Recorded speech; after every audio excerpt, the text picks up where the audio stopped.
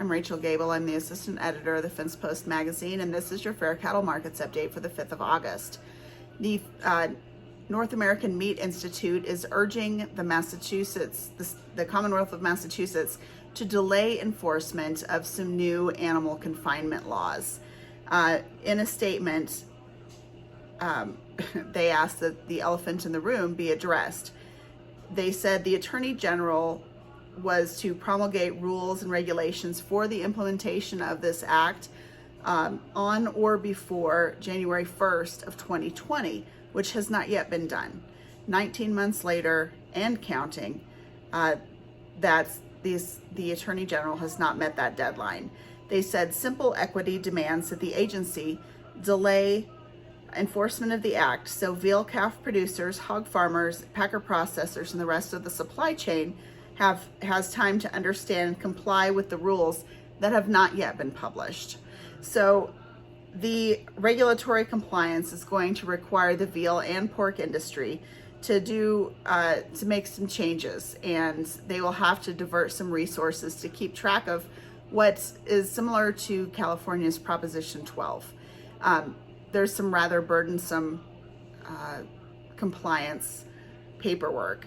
The proposal would require a packer that harvests hogs, processes those hogs, and produces bacon and pork tenderloins, and sells those products to consumers in Massachusetts to create and keep for 3 years a certification for every single transaction.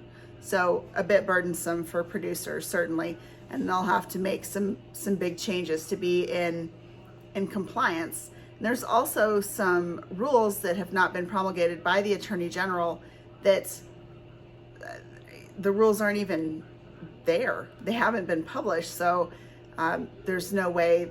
It's set for enforcement now, but with no rules, the industry has had no time to catch up. The North American Meat Institute said large packer processors could have thousands of transactions a year in Massachusetts, plus they undoubtedly sell pork or veal products to third parties who in turn sell those products in Massachusetts, but the packer often will not know when it sells the product whether that product will be sold in Massachusetts. Indeed, the distributor may not know when it purchases from the packer to whom the product will be sold.